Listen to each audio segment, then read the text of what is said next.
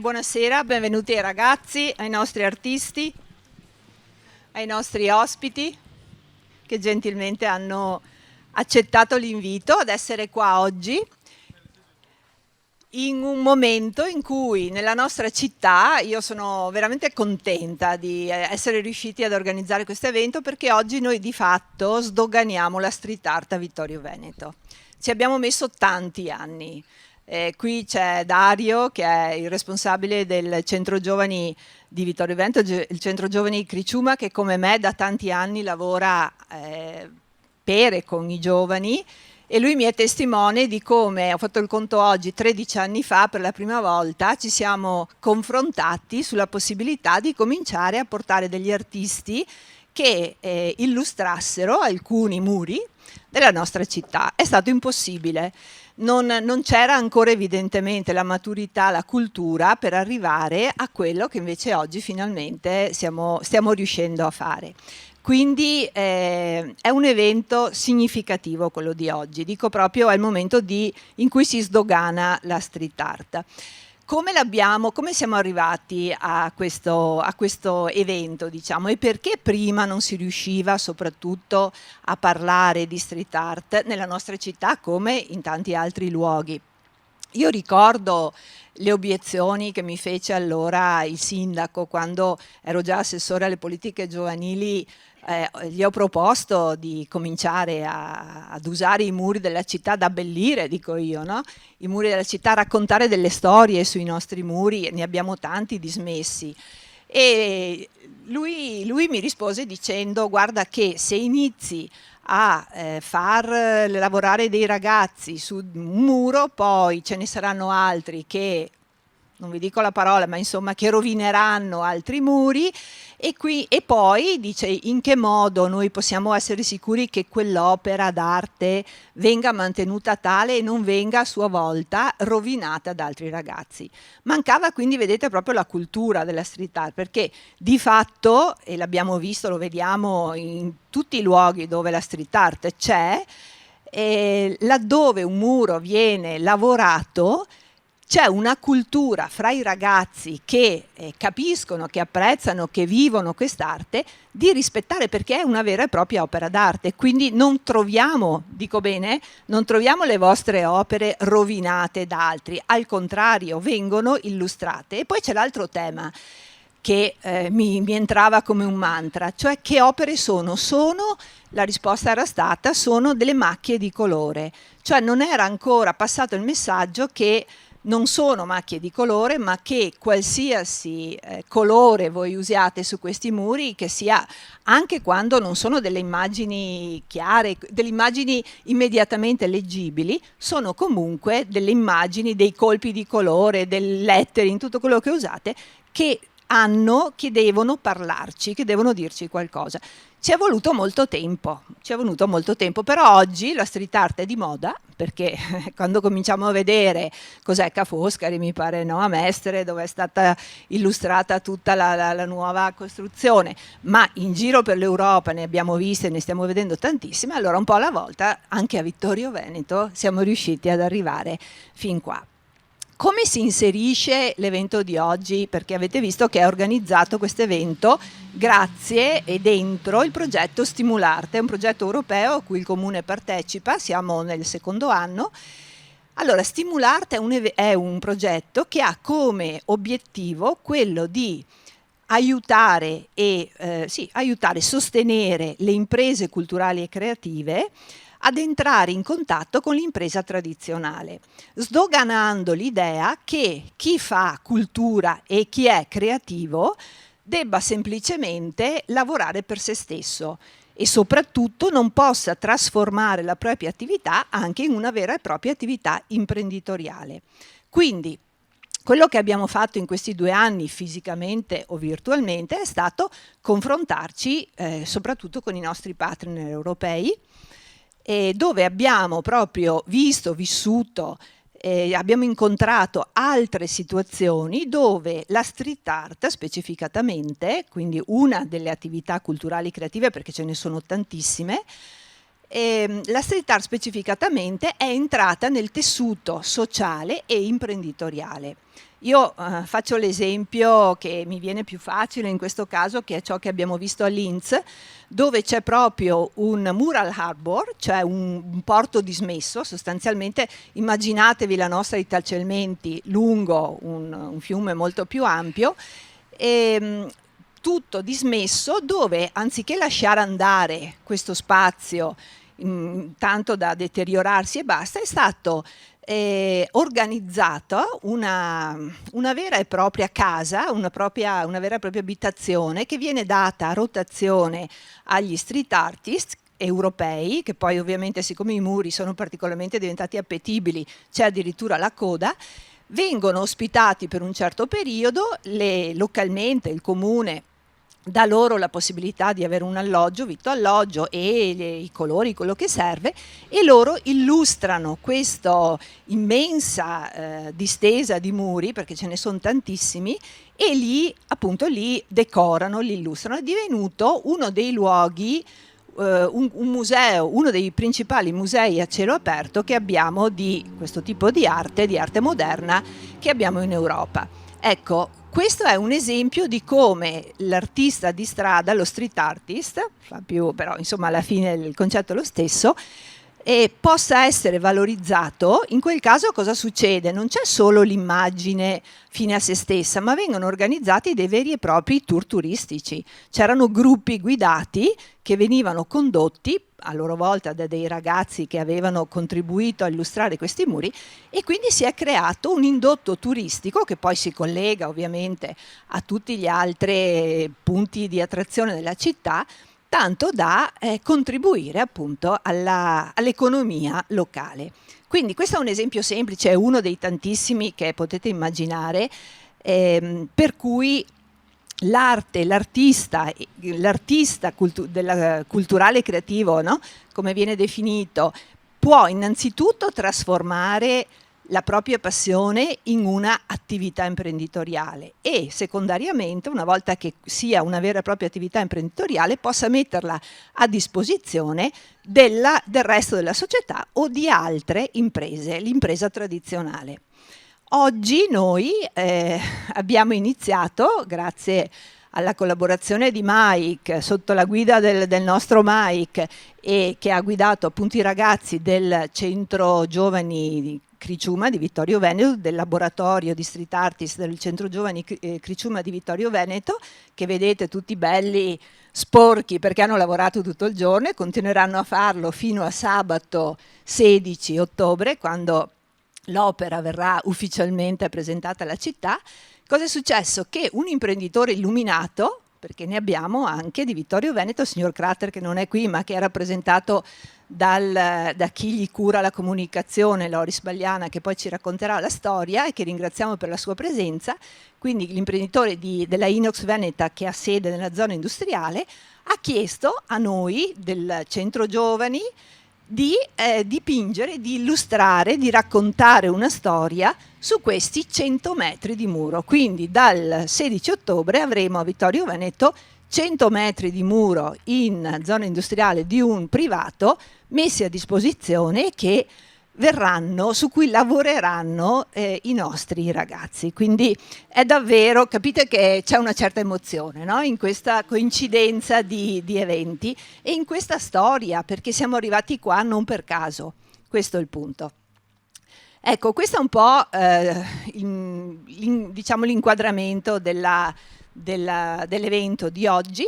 Oggi abbiamo poi, a parte che ci sarà Alessandro che ci introdurrà al pomeriggio, però abbiamo l'onore davvero, oltre ad avere Mike, scusate, ma Mike viene sempre prima di tutti perché come sempre Nemo profeta in patria. Noi abbiamo un grande street artist a Vittorio Veneto, naturalmente conosciuto come al solito più fuori che qui, se non dagli addetti ai lavori, e poi abbiamo altri due street artist ormai di fama, che va ben oltre i confini del nostro paese, che poi vi presenteremo e che ci racconteranno un po' il senso del loro lavoro e di come il loro lavoro appunto non sia solo meramente lavoro artistico, ma possa avere anche una come ha detto prima Bagliana, contaminazione, questa parola strausata ma che alla fine qui ha un suo senso, con il mondo dell'imprenditoria. Ecco, quindi io lascio la parola. Ah sì, adesso abbiamo all'interno di Stimulart abbiamo anche un momento particolare che ci racconta adesso Alessandro Dal Coll, che è la realizzazione di un prototipo che poi andrà a sua volta ad essere a servizio delle nostre imprese. Prego Alessandro. Grazie Antonella.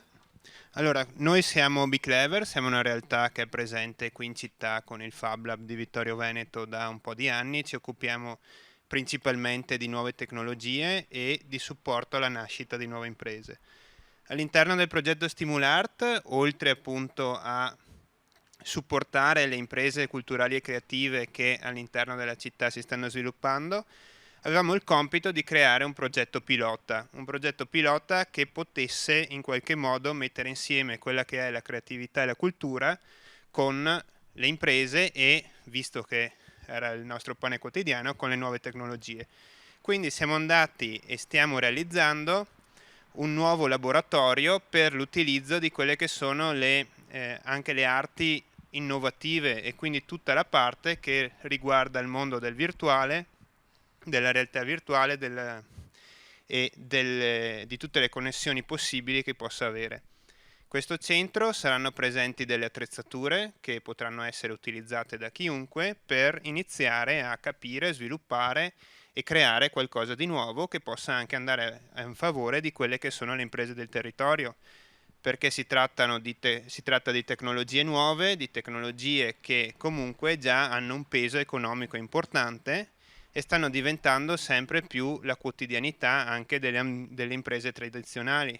Si inizia a fare progettazione in realtà virtuale, si inizia a utilizzare la realtà aumentata per il marketing, già avete delle app, tantissime app da Ikea piuttosto che altri produttori che vi permettono di vedere il mobile già all'interno della vostra casa piuttosto che cambiare i colori delle pareti e quant'altro.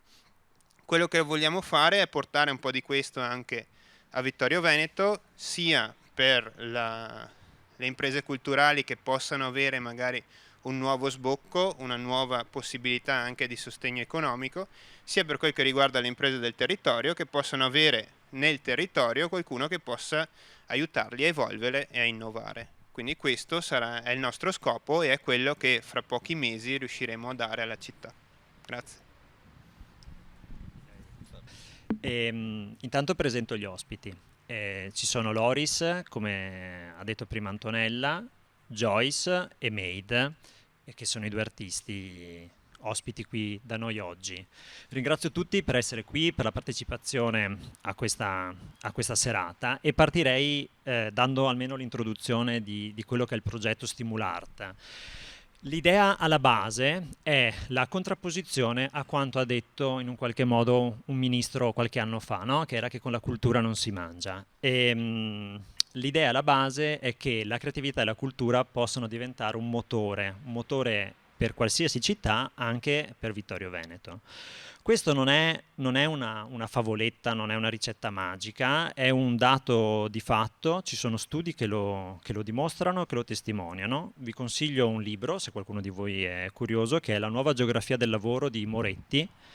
Moretti è uno studioso italiano trasferito all'estero e consigliere di Obama, che analizza in maniera analitica i dati.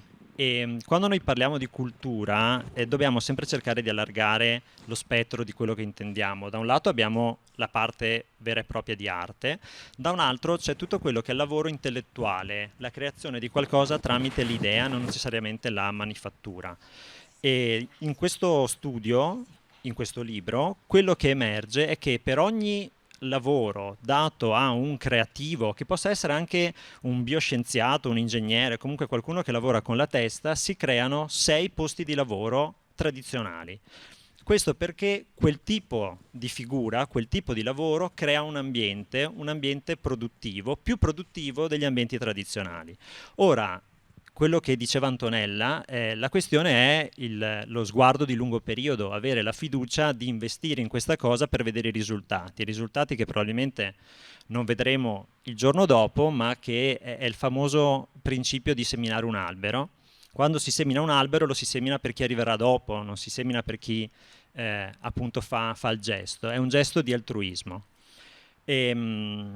L'idea è appunto quella di individuare le aziende che già ci sono, individuare le realtà che già ci sono e cercare di stimolare l'incontro tra le realtà imprenditoriali tradizionali, come l'esempio di Inox Veneta, le realtà culturali creative e capire se ne possono emergere delle altre, se tramite il lavoro dell'amministrazione pubblica e dei privati si possano trovare delle forme di produzione, di nuova produzione. Questo era in qualche modo l'introduzione di quello che stiamo facendo anche con questa parte del progetto. Andando alla street art, l'assessore ci raccontava come è stato un percorso laborioso per il comune di Vittorio Veneto, ma credo sia un percorso, diciamo, di acculturamento abbastanza il problema è abbastanza diffuso. E diciamo che partendo da un poeta a me caro, Ezra Pound diceva che la bellezza è difficile. Io credo che tutto sia difficile, ma la bellezza in particolar modo è difficile. E quindi l'arte, e quindi, visto che ci sono dei giovani qui oggi, credo che il fatto che le cose siano difficili debba diventare un'abitudine. Le cose facili non sono belle, non sono facili da raggiungere, e non sono neanche delle sfide, secondo me, che vale la pena più di tanto affrontare.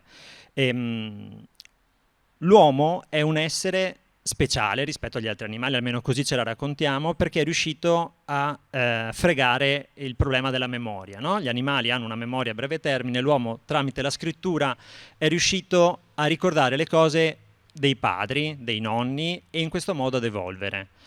Il primo modo in cui l'uomo va a scrivere è quello di, lo definiamo imbrattare i muri o fare dei graffiti. Nelle caverne lascia qualcosa che non è per lui ma è per chi arriva dopo.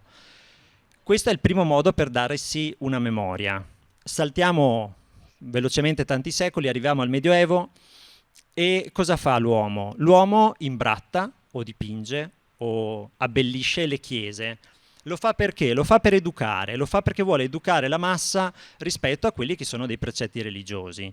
Saltiamo ancora un po', arriviamo al momento che viene considerato d'oro, che è quello dell'affresco. Ne abbiamo un esempio anche qui, guardavo prima, su Villa Croce. Ma c'è chi non ci riesce, uno fra tanti, Leonardo, inizio del 1500, lui vuole provare una tecnica nuova di affresco, non ce la fa. Saltiamo avanti ancora un po', siamo all'inizio del Novecento, c'è il muralismo messicano.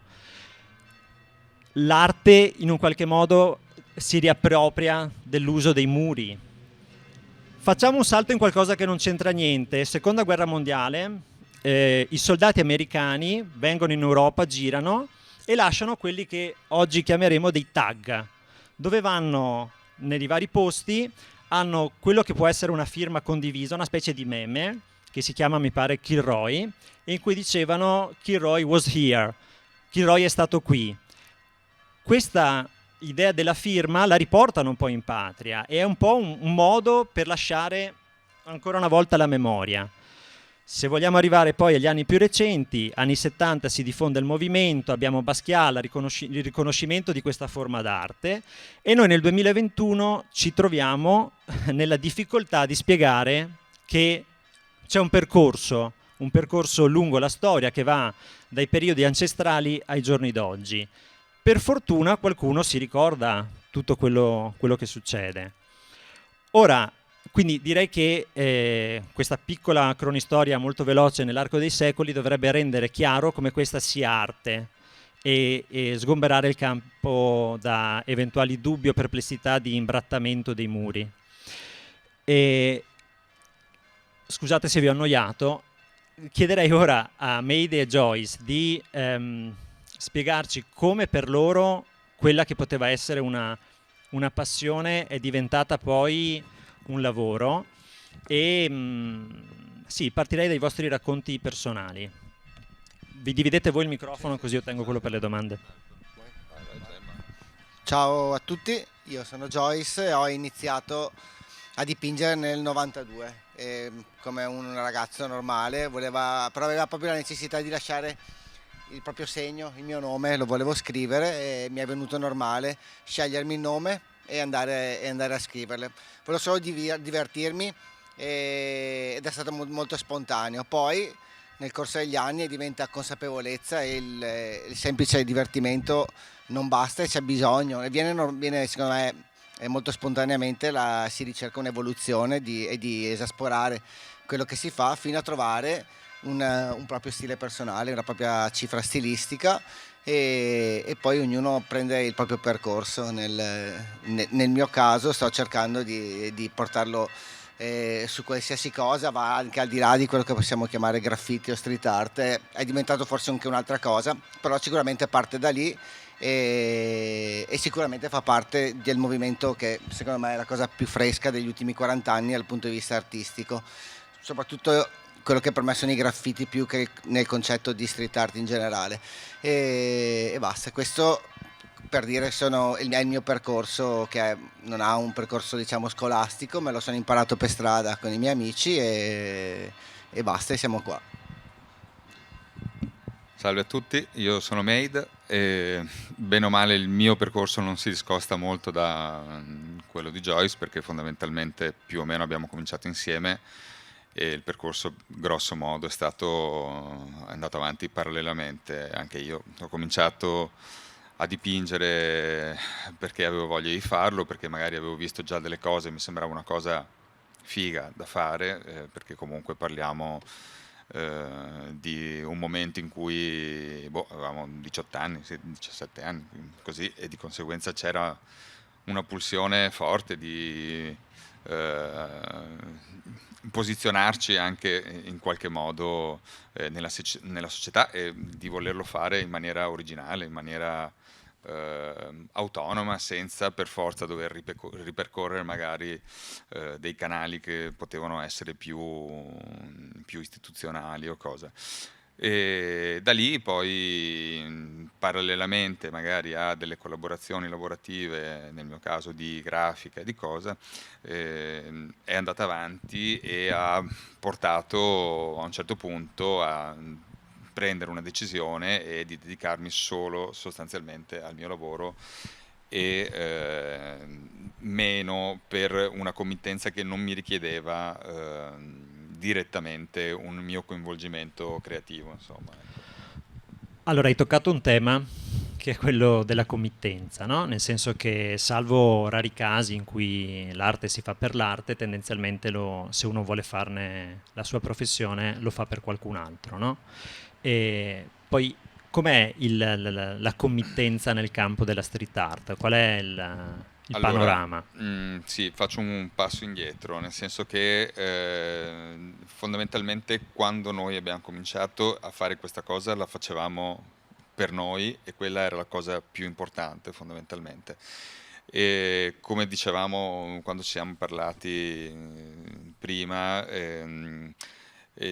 quando noi abbiamo cominciato a fare questo lavoro, a fare questa cosa, perché al momento non era un lavoro fondamentalmente, non c'era internet e non c'erano i social media fondamentalmente. E questo fa una differenza importantissima perché l'approccio con cui noi facevamo questa cosa era finalizzato a noi stessi, B a chi faceva la stessa cosa. Per cui io disegnavo e disegnavo perché sapevo che poi una persona da un'altra parte del mondo la vedeva e in qualche modo continuava un'evoluzione fine a se stessa, ok? Cioè è come tipo, tu prima parlavi di piantare alberi lì il seme cadeva da solo e l'albero germogliava come fondamentalmente, naturalmente succede. Poi sicuramente ci sono le committenze e le committenze sono quelle che poi danno la possibilità di trasformare una passione in un lavoro.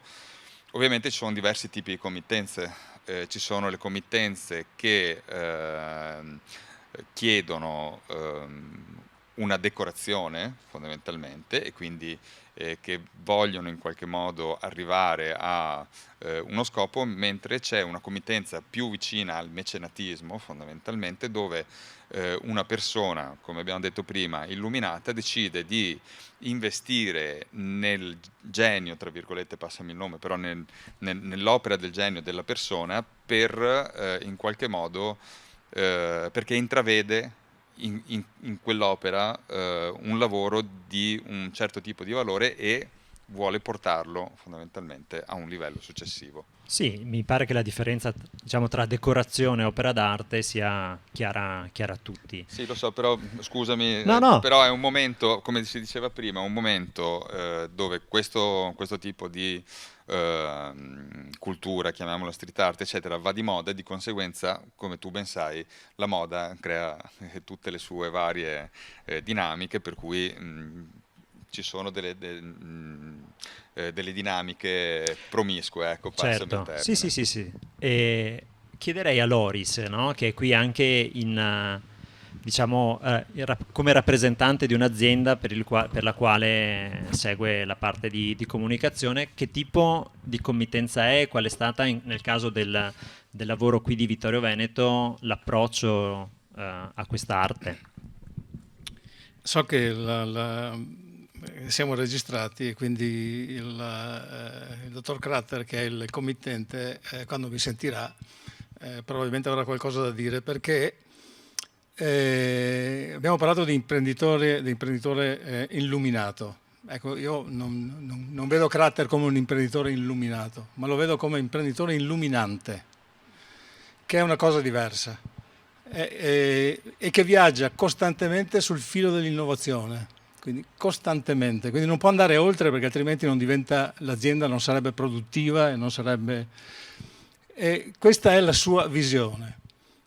E con ogni probabilità è quello che è accaduto anche con la sua chiamata circa 7 mesi fa, quasi un anno fa. Mi chiama un mattino e mi dice, chiama la persona che gli segue la comunicazione per dire: ma sai, avrei immaginato di fare, perché qui ho un muro intorno allo stabilimento, l'ho appena fatto mettere a posto, però mi piacerebbe così fare qualcosa con dei ragazzi, con dei giovani, eccetera.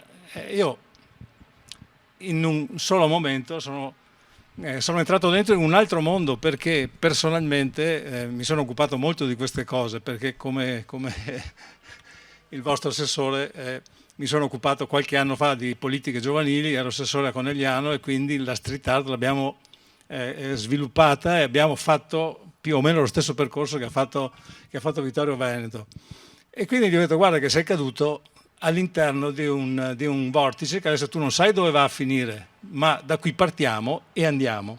E così è accaduto, perché ho chiamato il gruppo di lavoro, il quale si è messo immediatamente in moto, ovviamente coinvolto il comune di Vittorio Veneto, e devo dire che l'imprenditore in questo percorso qua, lui aveva sempre il suo fil rouge era: sto lavorando con un gruppo di giovani, e quindi la sua visione era una visione sociale e non una visione culturale e una visione artistica. Però strada facendo, quando ho cominciato ad arrivare il bozzetto, ho cominciato a vederlo, ho cominciato a capire che forse aveva innescato un meccanismo molto, molto interessante, non per se stesso, ma anche per il luogo dove è la fabbrica.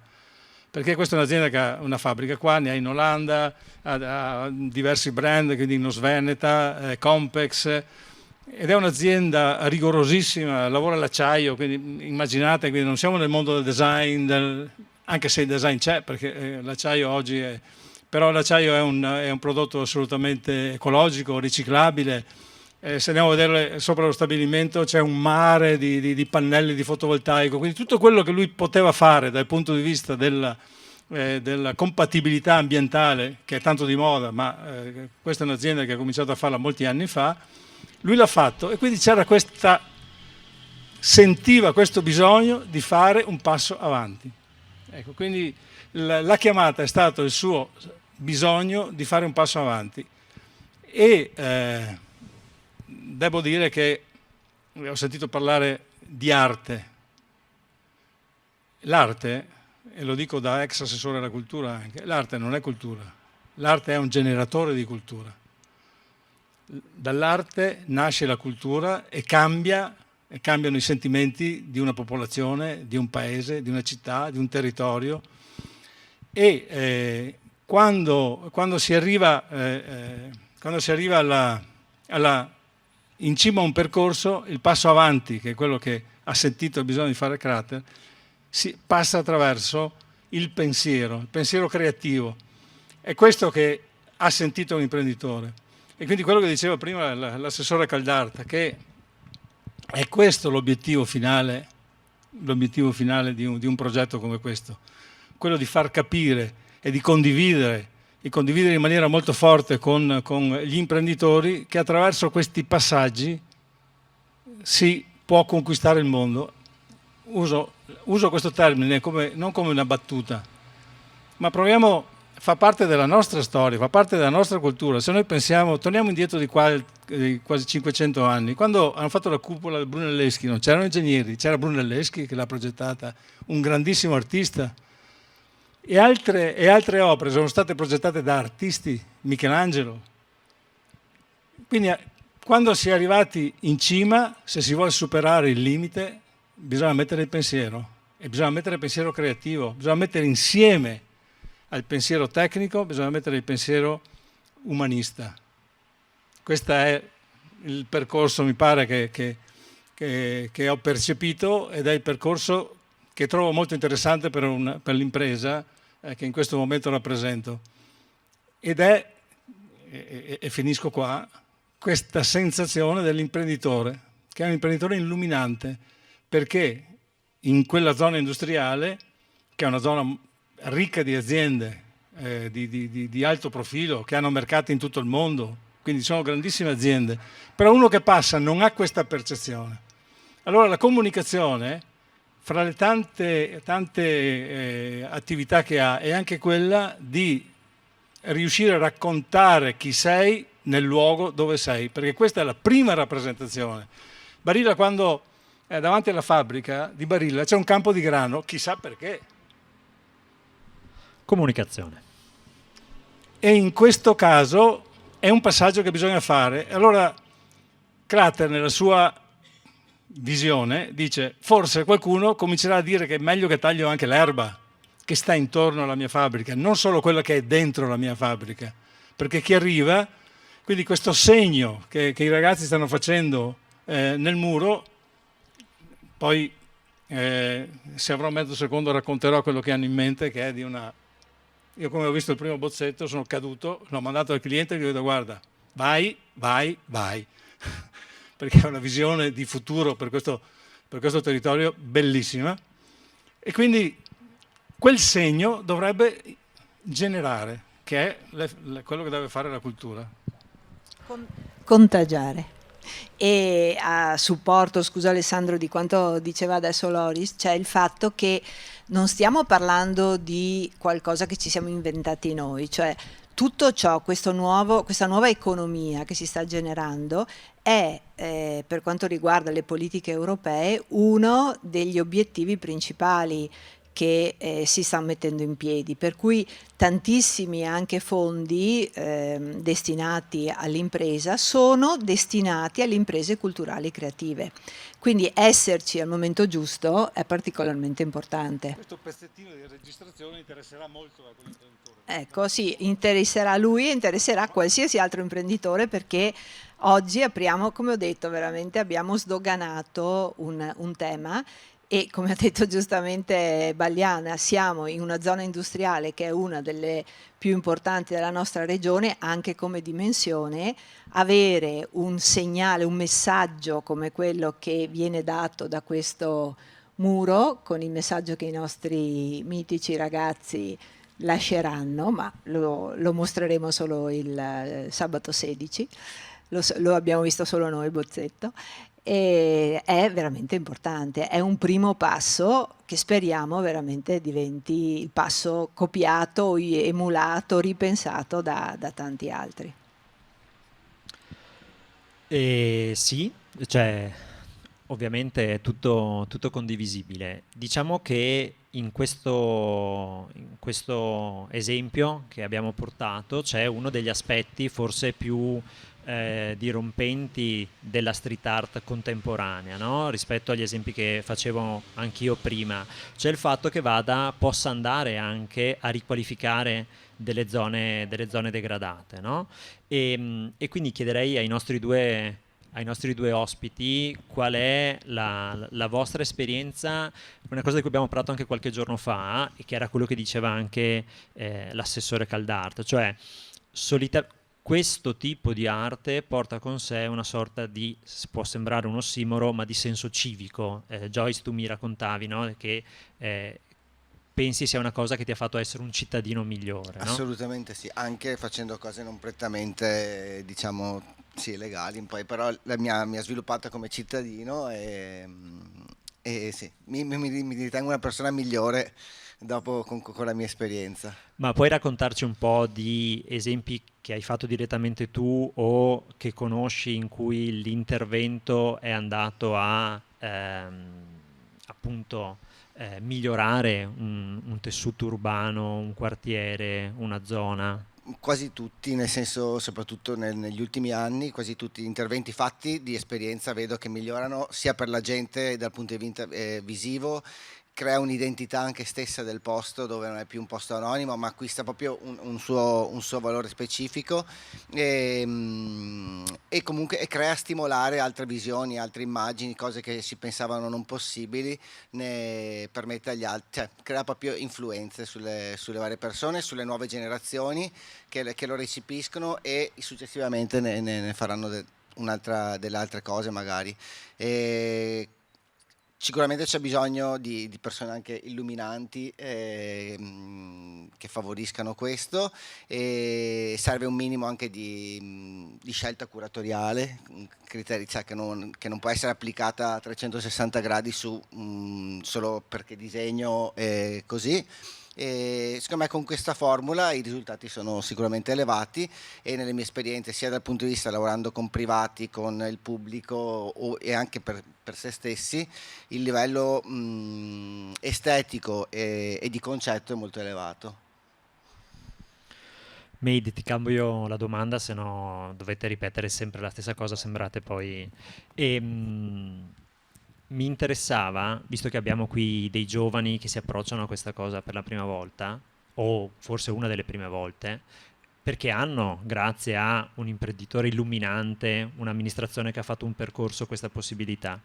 Però volevo capire da te qual è un po' l'obiettivo che avevate quando avevate la loro età, quando avete iniziato, cioè l'obiettivo era divento un artista di fama internazionale o era qualcos'altro?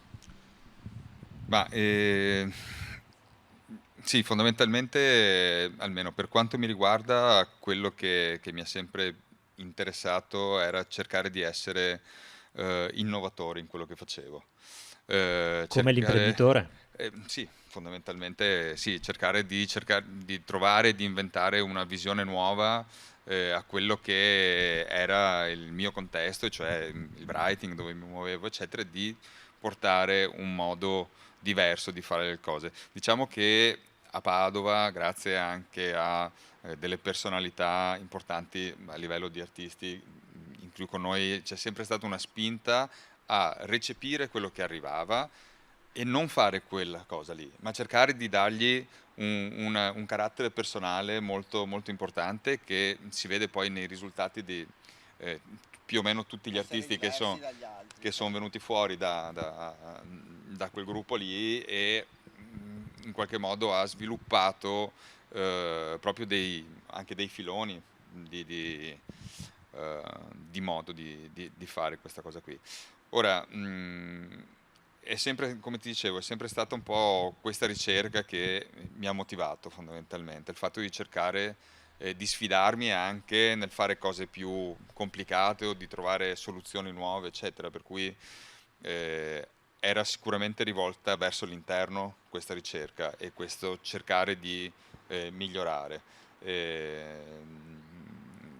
a livello di stile, Che insomma. negli anni 90, ma ancora prima, già il fatto di scegliere come come medium lo spray penso sia già innovativo, vi posso assicurare che non era normale ai tempi, cioè nel senso non si era trattati proprio normalmente, adesso è una cosa di tutti i giorni, ma una volta era un po' l'alieno sulla Terra. Secondo me già questo è stata una visione credo di capire cioè, che è stata sì, una cosa veramente nuova. E come vedete la scena contemporanea, voi che adesso no, siete visti come dei maestri della prima fase? Che in realtà è stata, noi abbiamo visto proprio crescere una cosa che era zero, adesso è una cosa che anche come economicamente nell'indotto tecnico di materiali, colori e tutto quello che ci va dietro, riviste, ha un indotto elevato a livello mondiale, e quindi abbiamo visto veramente diventare una cosa spontanea di ragazzi che volevano solamente scrivere il proprio nome e diventare un fenomeno globale ed economico importante. La scena adesso è così ampia che si fa anche fatica a definirlo, c'è sempre poi diciamo vari aspetti, e adesso sì, è così cresciuta che i progetti sono a livelli giganti, sia su quello che si possono fare, che sono cose che erano impensabili 30 anni fa, di poter dipingere con le nostre cifre stilistiche cose che non, sì, erano inconcepibili una volta. La mentalità nell'arco di 30 anni è totalmente cambiata e sì, la società è forse oggi abbastanza pronta per fare ulteriori passi in avanti. Sì, abbiamo visto anche, e ne abbiamo parlato l'altro giorno quando ci siamo parlati, figure come JR, no? Palazzo Strozzi, Roma, quindi anche musei, anche quella che è la cultura, definiamola tradizionale o quella con la C maiuscola, si apre a questo tipo di arte. Però andando più nel campo magari di un giovane che si pone a questa cosa qui e che ha, cosa che voi non avevate, i social, no? Come vedete questo uso dei social, questo uso dei pezzi sui muri, sui social? È una cosa che ad esempio vi appartiene, non vi appartiene, vi fa... A noi appartiene in modo diverso, non c'erano i social, c'erano i magazine, le fanzine autoprodotte dalle varie persone e si mandavano le foto via posta e le riviste le pubblicavano, e dopo c'erano delle distribuzioni a livello planetario, ma era tutto era un passaparola di C'era un della nucleo di fatica, persone. come dicevamo all'inizio, Sì. no? Certo, c'era un fine diverso anche tante volte. Il fatto che il lavoro sia visto dagli altri come fine ha cambiato un po' il paradigma, no? Nel senso che il fatto che io faccio un'opera e poi la gente lo vede, c'è una riqualificazione, c'è un'innovazione e c'è un cambio della società, deve essere sempre, a mio avviso, una ricaduta, non deve mai essere il fine perché si fa l'opera. L'opera deve essere fatta perché c'è l'esigenza socialmente di fare l'opera. Tutto quello che viene dopo deve essere una ricaduta piacevole fondamentalmente, e tante volte c'è il rischio di passare attraverso i social è proprio il fatto di mettere cambiare il fine fondamentalmente, cioè farlo diventare il fine ultimo, il fatto che possa essere il più distribuito possibile e di conseguenza avere poi ritorni economici eccetera, così, che è quello che ci si auspica tutti fondamentalmente a un certo punto, perché poter fare della propria passione il proprio lavoro è una manna, insomma, però appunto bisogna stare attenti a non cadere in quel trabocchetto di mettere le cose avanti togliendo la fatica. Penso che come tutte le passioni bisogna credere nella passione più che avere il sogno di viverci o di fare i soldi con la propria passione. Penso che bisogna stare focus, metterci il cuore e poi le cose succedono. Ecco, mi collego un attimo a quest'ultimo discorso, anche perché occupandoci di politiche giovanili dobbiamo dare dei messaggi abbastanza chiari ai giovani. Questo discorso di avere i social che ti permettono immediatamente di mostrare ciò che fai può essere chiaramente un rischio anche anche per loro, nel senso che magari uno adesso pensa che con 2 bombolette, un'idea in testa, disegna qualcosa o illustra qualcosa, e immediatamente questo qualcosa può divenire, solo perché viene visto da tanti, può divenire poi una vera e propria opera d'arte. Ecco, su questo Mike ce lo insegna, ovviamente anche loro, ma noi abbiamo qui Mike.